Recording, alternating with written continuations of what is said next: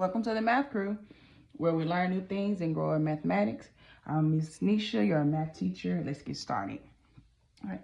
So when it comes to multiplying fractions, it's something that it's very easy. However, you have to remember that when we're multiplying fractions, we're using different strategies than when we're adding and subtracting fractions. Okay. Normally, students start practicing multiplying fractions in 5th grade. Some students begin in 4th grade with the multiplying of fraction by a whole number, but for the most part, fraction by fraction multiplication begins in 5th grade. So let's start with what is or what are we doing when we're multiplying proper fractions? When we multiply proper fractions, we multiply the numerators in each fraction, then multiply the denominators in each fraction to find the product. Very simple. We're basically going to be multiplying A times A, then we're going to be multiplying B times B, which is basically numerator times numerator and denominator times denominator. Very simple. So our first problem is 4/7 times 5/6. Now, when we multiply fractions, we're going to take our numerator, this 4, and multiply it by this numerator of 5.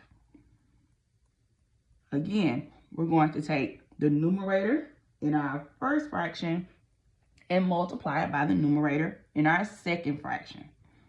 Okay, let's do that. 4 times 5 is 20.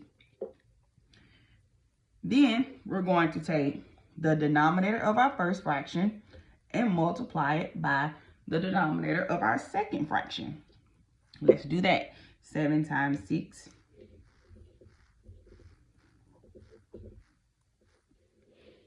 is 42.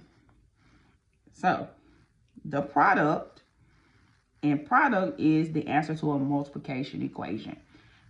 So when we multiply 4/7 times 5/6, it gives us a product of 20/42, or 20/42. If you're required to simplify or reduce, then here in this math guide, there's a space for you to reduce as well. In this video, we're only going to be teaching the concept of multiplying proper fractions. So when I say proper fractions, you may be thinking, what does she mean by proper fractions? So academic vocabulary is very important to be a great math student. So a proper fraction, we need to know, it's a fraction that has a smaller numerator than denominator, which also means that it's less than 1 whole. Okay, less than 1 whole. For example, 3/4. The numerator is smaller than the denominator. This is a proper fraction. 1/5. The numerator is smaller than the denominator. This is a proper fraction. 3/8. Numerator is smaller than the denominator. This is a proper fraction. All of these fractions are less than 1. So how I remember it is, I just tell myself, make sure my numerator is smaller than my denominator, and of course, the fraction should be less than 1. If so, it's a proper fraction. Okay. So let's continue. We have 3/12 times 1/2. Again, we know that we're going to multiply our numerator in our first fraction times our numerator in our second fraction. 3 times 1 is 3. Now to our denominators. Let's multiply the denominator of the first fraction, 12, times the denominator in the second fraction, 2. 12 times 2 is 24. So let's practice saying our fractions correctly. Let's read it correctly. This should be stated as 3/24. This should be stated as 3/24. Okay. Notice I'm saying the like a TH sound when I read 24. I'm saying 24ths. Right. Very, very important as math learners to know our vocabulary and also make sure we're reading these fractions correctly. If your teacher, if your district, if they require that you reduce, then you can reduce here. Now we're going to answer this one a little faster. Let's do another problem. Your equation is going to be 8/15 times 2/3. When I'm saying 2/3,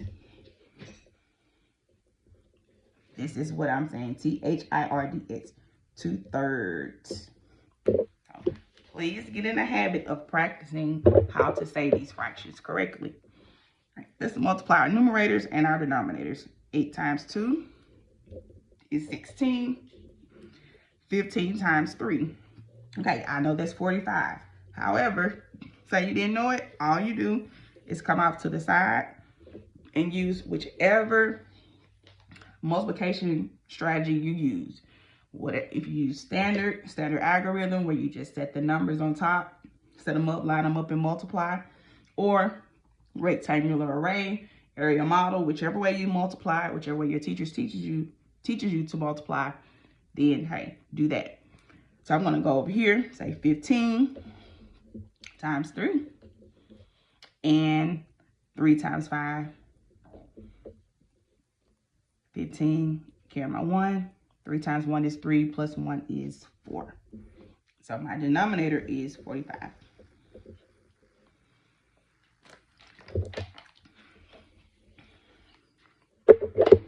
So 8/15 times 2/3 is 16 45ths. That one sounded funny, didn't it? All right. Let's do one more practice. I think most of you all probably have the hang of it now. Let's say 5, 6 times 4, 8. All right. Let's multiply our numerators. 5 times 4, 20. 6 times 8, 48. And our final answer, 20/48. We just practiced multiplying proper fraction. Let's review our vocabulary one more time. It's very important to be a great math student to understand what you're actually doing, to understand what these words mean, okay? You're not just doing what your teacher tells you to do. No, you want to understand why you're doing these things. So let's read our definition one more time. Multiply proper fractions. We're going to multiply the numerators in each fraction, then multiply the denominators in each fraction to find the product. Okay, when we multiply fractions, we're taking a part of a part or a part of a whole. In this example, what we're doing is we're taking a part of a part. We're taking 4/8 of 5/6. Okay, we'll discuss that in a different video. All right, see y'all later in the crew.